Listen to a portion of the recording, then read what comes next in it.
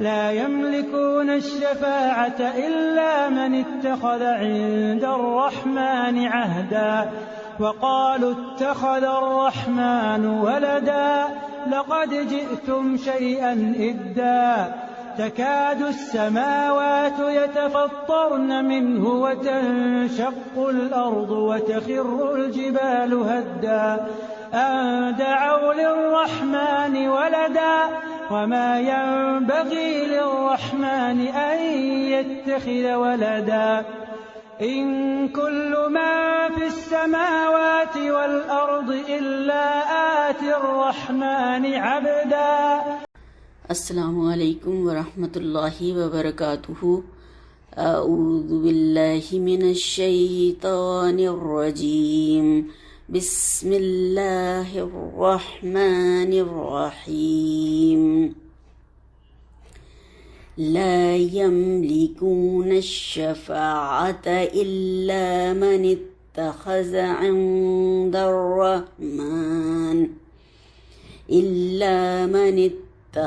عند الرحمن عهدا وقالوا اتخذ الرحمن ولدا لقد جئتم شيئا إدا تكاد السماوات يتفطرن منه وتنشق الأرض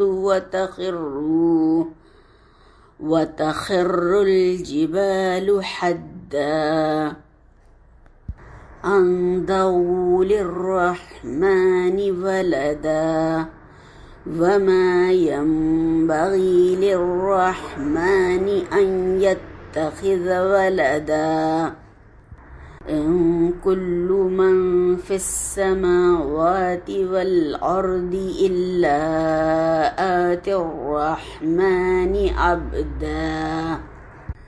شروع کرتی ہوں اللہ کے نام سے جو بڑا مہربان اور انتہائی رحم فرمانے والا ہے. لا یملکون وہ اختیار نہیں رکھیں گے شفاعت کا الا مگر من اتخذا جس نے لیا ہو عند الرحمن رحمان سے عہدا کوئی عہد یا اقرار. وقالو اور وہ کہتے ہیں اتخذا بنا لیا ہے رحمان نے ولدا بیٹا. لقد جئتم تحقیق لائے ہو تم شیئن ایک بات ادا بری.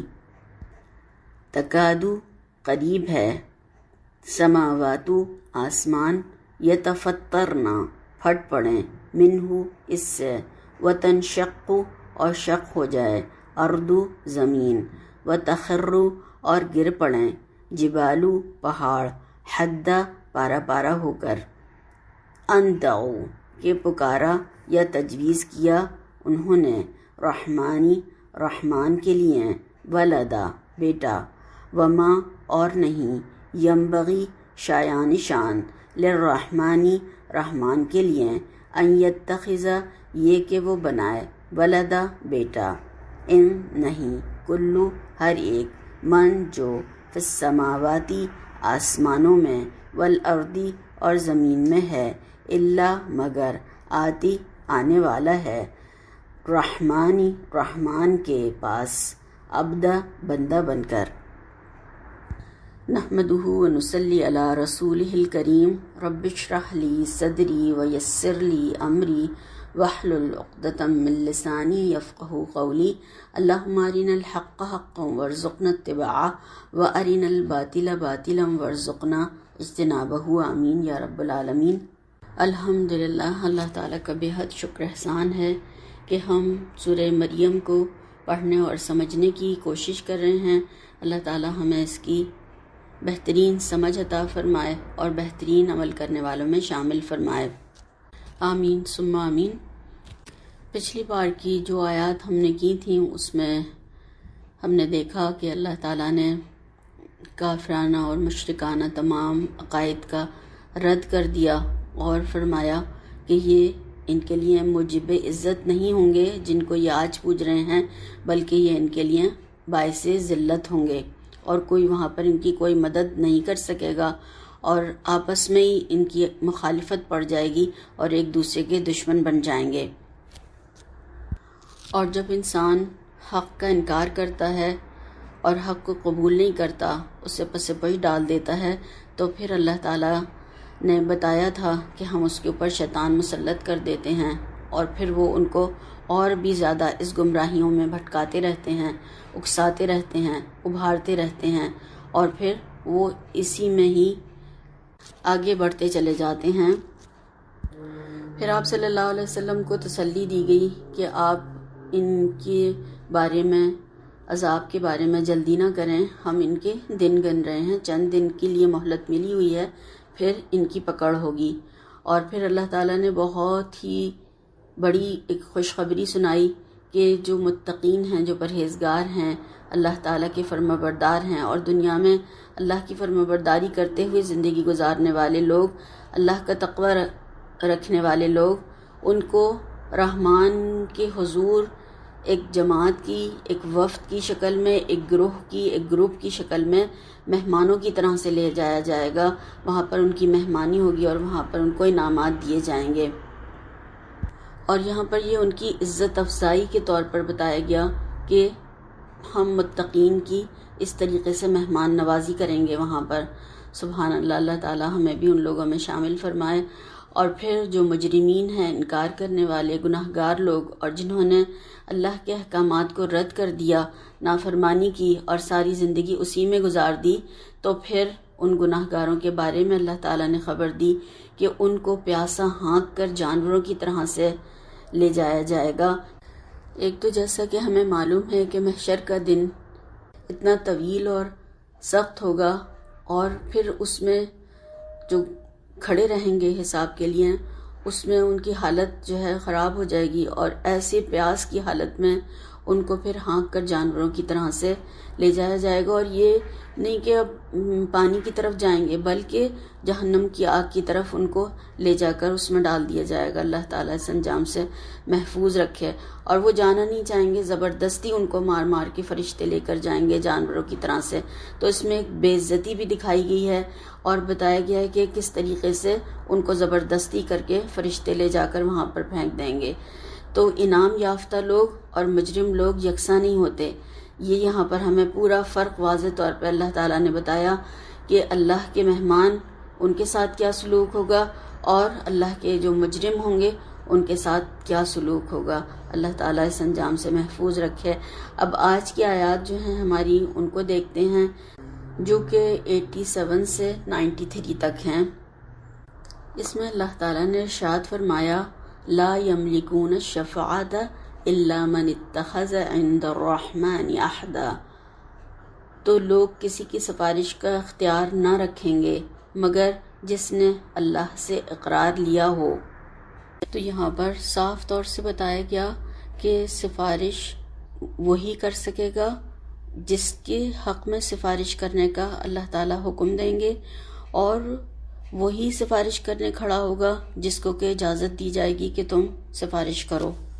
یعنی جس کو اجازت نامہ ملے گا اور جس کے حق میں اجازت ملے گی کہ اس کی سفارش کرو، تو وہی پھر سفارش کر سکے گا۔ یعنی اس آیت کے دونوں معنی ہی مراد لیے گئے ہیں۔ یعنی یہ بات کہ صرف اسی کے حق میں سفارش ہو سکے گی جس نے رحمان سے کوئی اجازت نامہ حاصل کر لیا ہو۔ اس کا مطلب یہ ہے کہ جس نے دنیا میں ایمان لا کر اور اللہ تعالیٰ سے کچھ تعلق جوڑ کر اپنے آپ کو اللہ تعالیٰ کے عفو و درگزر کا مستحق بنا لیا ہو۔ اور یہ بات کہ سفارش وہی کر سکے گا جس کو پروانہ ملا ہو، یعنی اجازت نامہ مل گیا ہو، تو اس کا مطلب یہ ہے کہ لوگوں نے جن جن کو اپنا شفیع اور اپنا سفارشی سمجھ لیا ہے، وہ کوئی بھی سفارش نہیں کر سکیں گے۔ بس اللہ تعالیٰ جس کو اجازت دیں گے وہی اپنی زبان کھول سکے گا یا کسی کے لیے سفارش کر سکے گا۔ تو ایمان والوں کی طرف سے تو سفارشی کھڑے ہوں گے اور وہ سفارش کریں گے اللہ کے اذن سے۔ اگر اللہ تعالیٰ کے نافرمانوں کا، باغیوں کا کوئی بھی سفارشی نہیں ہوگا، اور وہ کہہ رہے ہوں گے کہ آج نہ ہمارا کوئی سفارشی ہے اور نہ کوئی جگری دوست ہے، اور نہ وہاں پر کسی کو، ایسے لوگوں کو کسی کی سفارش فائدہ دے گی۔ اور یہاں پر جو عہد کہا گیا ہے تو اقرار، قول و قرار، تو اس کو ایک اجازت نامہ بھی کہا گیا ہے، اور اس کے بارے میں یہ بھی آتا ہے کہ عہد سے مراد کلمہ شہادت کا اقرار ہے اور اس کے تقاضوں پر عمل کرنا۔ ابن مسعود رضی اللہ تعالیٰ عنہ نے یہ آیت پڑھ کر فرمایا، توحید والوں نے اللہ کا وعدہ حاصل کر لیا ہے۔ اللہ قیامت کے دن فرمائے گا، جس کے پاس اللہ کا حاصل کیا ہوا وعدہ ہو وہ کھڑا ہو جائے۔ اب شفاعت کے حوالے سے تھوڑا سا دیکھتے ہیں کہ شفاعت کا اختیار جو ہے وہ کس سے ہوگا اور کون کرے گا۔ شفاعت کا مطلب ہے رسول اکرم صلی اللہ علیہ وسلم کا لوگوں کو بخشوانے کے لیے اللہ تعالیٰ کے حضور میں ان کی سفارش کرنا، اور یہ اذن اللہ تعالیٰ ہی آپ صلی اللہ علیہ وسلم کو عطا فرمائیں گے۔ بخاری کی روایت کے حوالے سے یہ ہمیں ملتا ہے۔ اور حضرت جابر رضی اللہ تعالیٰ عنہ نے بیان کیا کہ رسول اللہ صلی اللہ علیہ وسلم نے فرمایا تھا کہ بعض لوگ شفاعت کے ذریعے دوزخ سے نکل آئیں گے، اور اس کے بارے میں احادیث ہمیں ملتی ہیں۔ حضرت ابو ہریرہ رضی اللہ تعالیٰ عنہ بیان کرتے ہیں، رسول اللہ صلی اللہ علیہ وسلم کی خدمت میں عرض کیا گیا کہ یا رسول اللہ صلی اللہ علیہ وسلم، قیامت کے دن آپ کی شفاعت سے سب سے زیادہ فیض یاب کون ہوگا؟ رسول اللہ صلی اللہ علیہ وسلم نے فرمایا کہ اے ابو ہریرہ، میں جانتا تھا کہ تم سے پہلے کوئی شخص یہ بات مجھ سے نہیں پوچھے گا، کیونکہ میں دیکھتا ہوں کہ تمہیں حدیث سننے کی کتنی حرص ہے۔ اچھا تو پھر سنو، قیامت کے دن میری شفاعت سے سب سے زیادہ فیض یاب وہ شخص ہوگا جس نے اپنے دل کے خلوص سے، یا آپ نے فرمایا کہ پورے جی کے خلوص سے لا الہ الا اللہ کہا۔ یہ بخاری کی روایت ہے۔ حضرت جابر بن عبداللہ رضی اللہ تعالیٰ عنہ بیان کرتے ہیں کہ رسول اللہ صلی اللہ علیہ وسلم نے فرمایا کہ جس شخص نے اذان کی آواز سن کر یہ دعا پڑھی، اللہم رب هذه الدعوة التامة والصلاة القائمة آت محمدا الوسیلة والفضیلة وبعثه مقام محمود الذی وعدتہ، اے اللہ اس مکمل پکار کے رب اور سدا رہنے والی نماز کے رب، محمد صلی اللہ علیہ وسلم کو وسیلہ عطا کر اور فضیلت عطا کر، اور آپ صلی اللہ علیہ وسلم کو مقام محمود پر پہنچا جس کا تو نے آپ صلی اللہ علیہ وسلم سے وعدہ کیا ہوا ہے۔ بس جس نے اذان سن کر یہ دعا کی اس کے لیے قیامت کے دن میری شفاعت واجب ہو جائے گی۔ یہ ابو داؤد کی روایت ہے۔ اذان کو مکمل پکار کہنے کا مطلب یہ ہے کہ یہ بہت فضیلت والے کلمات ہیں جس کے ذریعے اللہ کے ذکر کی طرف انسانوں کو بلایا جاتا ہے۔ اور نماز کو سدا رہنے والی اس لیے کہا گیا ہے کہ نماز کا یہ نظام قیامت تک قائم رہے گا۔ اور وسیلہ جنت میں ایک خاص مقام ہے جو کہ اللہ کے نبی صلی اللہ علیہ وسلم کے لیے مخصوص ہے، اور مقام محمود کا مطلب یہ ہے کہ وہ جگہ جہاں کھڑے ہونے والے کی سب تعریف کریں گے، یعنی شفاعت کا مقام۔ اللہ کے نبی صلی اللہ علیہ وسلم لوگوں کی شفاعت کر کے ان کو عذاب سے بچنے کا ذریعہ بنیں گے، لہٰذا سب آپ صلی اللہ علیہ وسلم کی تعریف اور توصیف بیان کریں گے۔ صحیح مسلم میں شفاعت کے حوالے سے ایک طویل حدیث بیان کی گئی ہے۔ معبد بن ہلال عنزی بیان کرتے ہیں کہ ہم حضرت انس بن مالک کے پاس گئے اور ان سے ملاقات کے لیے ثابت کی سفارش چاہی۔ آخر ہم ان تک پہنچے اور وہ اس وقت چاشت کی نماز پڑھ رہے تھے۔ ثابت نے ہمارے لیے اجازت مانگی اور اجازت ملنے پر ہم اندر ان کے پاس گئے۔ انہوں نے ثابت کو اپنے ساتھ اپنے پلنگ پر بٹھایا۔ ثابت نے ان سے کہا، اے ابو حمزہ، آپ کے یہ بھائی جو اہل بصرہ میں سے ہیں آپ سے درخواست کرتے ہیں کہ آپ انہیں شفاعت والی حدیث سنائیں۔ حضرت انس بن مالک رضی اللہ تعالیٰ عنہ نے فرمایا کہ حضرت محمد صلی اللہ علیہ وسلم نے ہم سے بیان کیا کہ جب قیامت کا دن ہوگا تو لوگ سخت اضطراب کی حالت میں ایک دوسرے سے گڈمٹ ہو جائیں گے، پھر حضرت آدم علیہ السلام کے پاس آئیں گے اور ان سے درخواست کریں گے کہ اپنی اولاد کے لیے شفاعت کیجیے۔ وہ کہیں گے کہ میں اس کا اہل نہیں ہوں، تمہیں چاہیے کہ ابراہیم علیہ السلام کے پاس جاؤ کیونکہ وہ اللہ کے خلیل یعنی دوست ہیں۔ پھر وہ حضرت ابراہیم علیہ السلام کے پاس آئیں گے تو وہ بھی یہی کہیں گے کہ میں اس کا اہل نہیں ہوں، تمہیں چاہیے کہ موسیٰ علیہ السلام کے پاس جاؤ کیونکہ وہ کلیم اللہ ہیں جن سے اللہ تعالیٰ نے کلام فرمایا تھا۔ پھر حضرت موسیٰ علیہ السلام کے پاس آیا جائے گا تو وہ بھی کہیں گے کہ میں اس کا اہل نہیں ہوں، تمہیں چاہیے کہ عیسیٰ علیہ السلام کے پاس جاؤ کہ وہ روح اللہ اور اللہ کا کلمہ ہے۔ پھر لوگ عیسیٰ علیہ السلام کے پاس آئیں گے تو وہ بھی کہیں گے کہ میں اس کا اہل نہیں ہوں، تمہیں چاہیے کہ محمد صلی اللہ علیہ وسلم کے پاس جاؤ۔ پھر میرے پاس آئیں گے لوگ تو میں کہوں گا کہ میں اس کا اہل ہوں، پھر میں چل پڑوں گا اور اپنے رب سے پاس آنے کی اجازت طلب کروں گا، بس مجھے اجازت دے دی جائے گی، پھر میں اللہ تعالیٰ کے سامنے کھڑا ہو جاؤں گا اور ایسے قابل تعریف الفاظ میں اس کی حمد کروں گا جس پر میں اس وقت قادر نہیں ہوں۔ اللہ تعالیٰ اس وقت وہ الفاظ مجھے الہام فرمائے گا، پھر میں اس کے آگے سجدے میں گر پڑوں گا، پھر مجھے کہا جائے گا اے محمد صلی اللہ علیہ وسلم اپنا سر اٹھائیے اور بات کیجیے، آپ کی بات سنی جائے گی، اور مانگیے آپ کو وہ عطا کیا جائے گا، اور شفاعت کیجیے آپ کی شفاعت کو قبول کیا جائے گا۔ میں عرض کروں گا اے میرے رب میری امت میری امت، بس فرمایا جائے گا کہ جائیے اور جس کے دل میں گیہوں یا جو کے دانے کے برابر بھی ایمان ہے اسے دوزخ سے نکال لیجئے۔ پس میں جاؤں گا اور ایسے ہی کروں گا، یعنی ان سب کو دوزخ سے نکال لاؤں گا جن کے دلوں میں گیہوں یا جو کے دانے کے برابر بھی ایمان ہوگا۔ پھر میں اپنے رب کی طرف لوٹ آؤں گا اور انہیں قابل تعریف الفاظ میں اس کی حمد کروں گا، پھر اس کے آگے سجدے میں گر پڑوں گا۔ بس مجھے فرمایا جائے گا کہ اے محمد اپنا سر اٹھائیے اور کہیے آپ کی بات سنی جائے گی، اور مانگیے آپ کو وہ عطا کیا جائے گا، اور شفاعت کیجیے آپ کی شفاعت قبول کی جائے گی۔ میں پھر عرض کروں گا کہ میری امت میری امت، بس مجھے فرمایا جائے گا کہ جائیے اور جس کے دل میں رائی کے دانے کے برابر بھی ایمان ہے اسے دوزخ سے نکال لائیے۔ بس میں جاؤں گا اور ویسے ہی کروں گا کہ ان سب کو بھی دوزخ سے نکال لاؤں گا جن کے دلوں میں رائی کے دانے کے برابر بھی ایمان ہوگا۔ پھر میں اپنے رب کی طرف لوٹ آؤں گا اور انہیں قابل تعریف الفاظ میں اللہ تعالیٰ کی حمد کروں گا، پھر اس کے آگے سجدے میں گر پڑوں گا۔ بس مجھے فرمایا جائے گا کہ اے محمد صلی اللہ علیہ وسلم اپنا سر اٹھائیے اور بات کیجیے، آپ کی بات سنی جائے گی، اور مانگیے آپ کو وہ عطا کیا جائے گا، اور شفاعت کیجیے آپ صلی اللہ علیہ وسلم کی شفاعت قبول کی جائے گی۔ بس میں پھر عرض کروں گا کہ اے میرے رب میری امت میری امت، بس مجھے کہا جائے گا کہ جائیے اور جس کے دل میں رائی کے دانے سے بھی کم ایمان ہو اس کو بھی آگ سے نکال لائیے۔ بس میں جاؤں گا اور ایسے ہی کروں گا کہ ان کو بھی دوزخ سے نکال لاؤں گا جس کے دلوں میں رائی کے دانے کے برابر بھی ایمان ہوگا۔ حدیث کے راوی معبد بن بلال بیان کرتے ہیں کہ یہ حضرت انس کی حدیث ہے جو انہوں نے ہمیں بتائی۔ پھر ان سے گفتگو کرنے کے بعد ہم ان سے رخصت ہو کر چلے۔ پھر جب ہم جبان کے قبرستان کی بلندیوں پر پہنچے تو ہم نے کہا کاش کہ ہم حضرت حسن بصری سے بھی مل لیتے اور انہیں سلام کر لیتے۔ ہم پھر ان کی خدمت میں حاضر ہوئے اور انہیں سلام کیا اور عرض کیا کہ اے ابو سعید، ہم آپ کے بھائی ابو حمزہ یعنی حضرت انس بن مالک کے ہاں سے آئے ہیں۔ انہوں نے ہمیں شفاعت کے بارے میں ایسی حدیث سنائی ہے کہ اس جیسی حدیث ہم نے کبھی نہیں سنی تھی۔ انہوں نے کہا کہ وہ حدیث بیان کرو۔ ہم نے انہیں وہ حدیث سنائی تو وہ فرمانے لگے آگے بتاؤ۔ ہم نے کہا کہ انہوں نے تو ہمیں اس سے زیادہ نہیں بتایا۔ وہ کہنے لگے کہ یہ حدیث تو حضرت انس رضی اللہ تعالیٰ عنہ نے 20 سال پہلے ہمیں سنائی تھی۔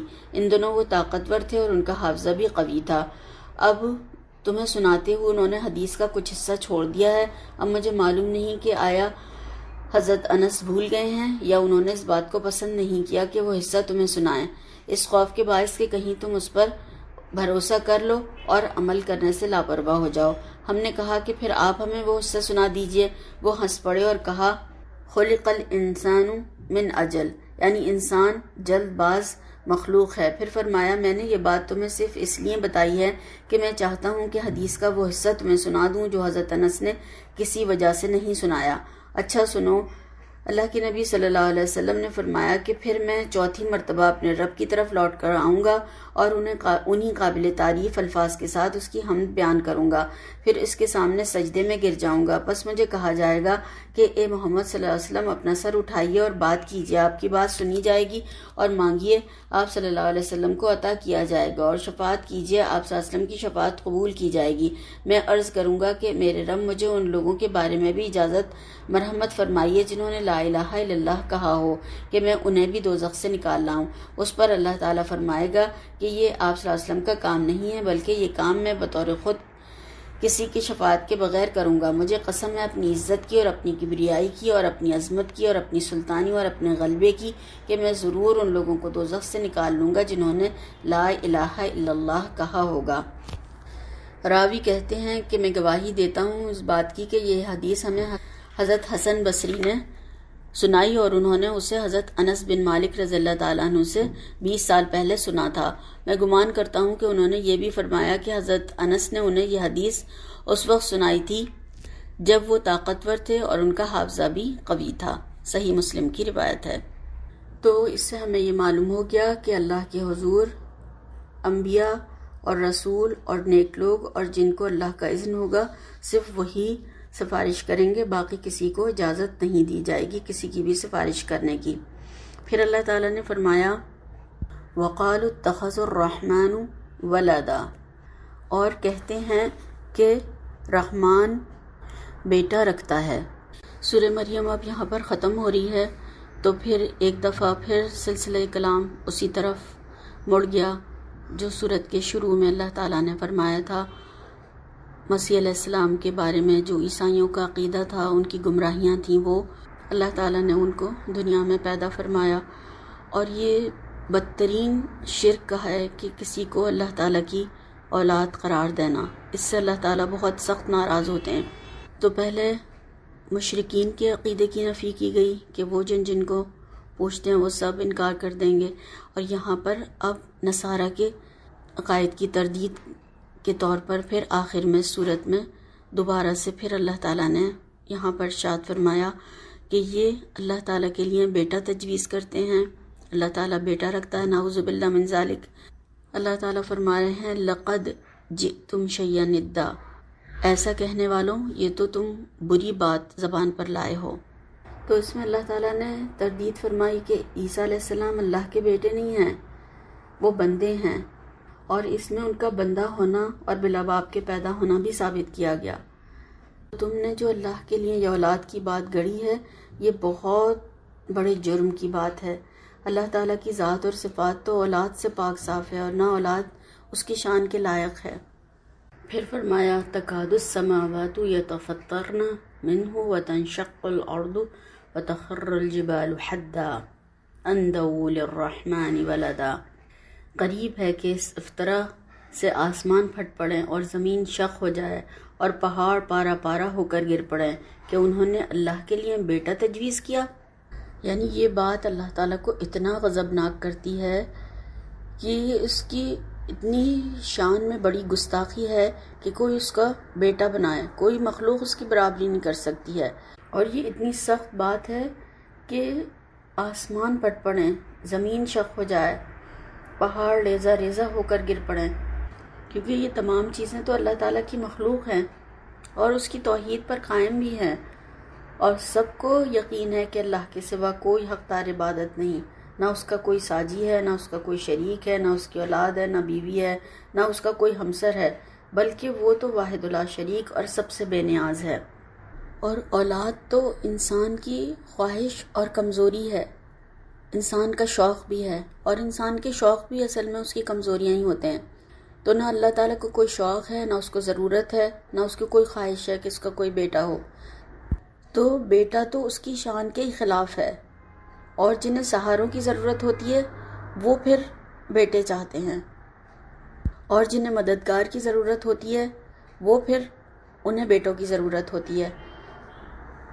تو نہ اللہ کو بیٹے کی ضرورت ہے، نہ کسی سہارے کی ضرورت ہے، اور یہ تو کمزور انسانوں کی شوق اور ان کی ضرورتیں ہیں۔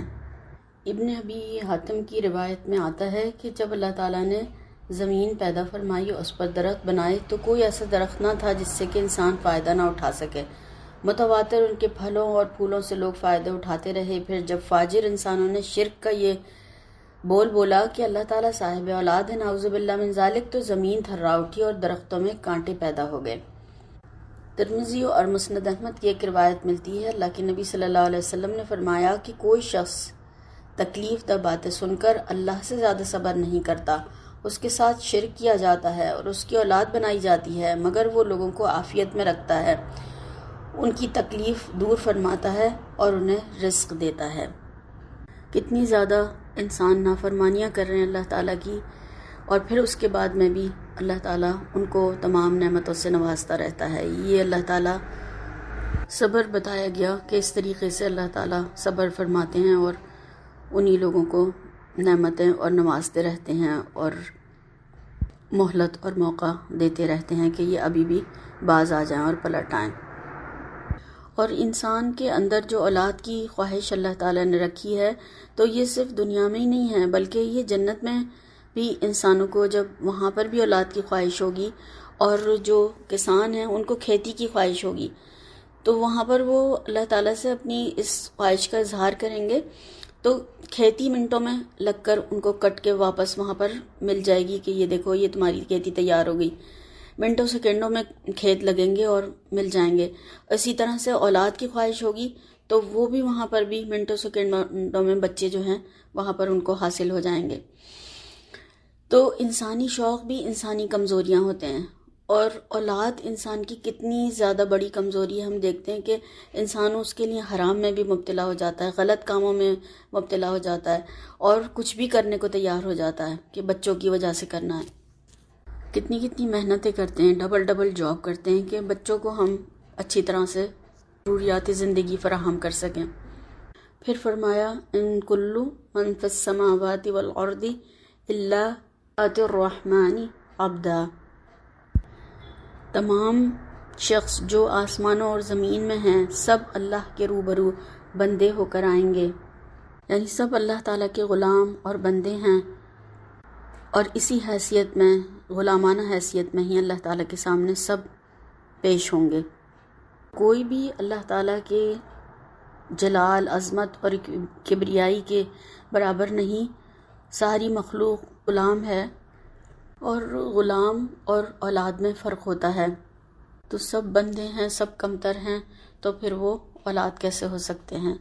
تو یہ اس میں دلائل دیے گئے ہیں۔ اللہ تعالیٰ اس کی سمجھ عطا فرمائے ہم سب کو، اور بہترین عمل کرنے والوں میں شامل فرمائے۔ سبحانک اللہم و بحمدک، اشہد ان لا الہ الا انت، استغفرک و اتوب الیک۔ السلام علیکم ورحمۃ اللہ وبرکاتہ۔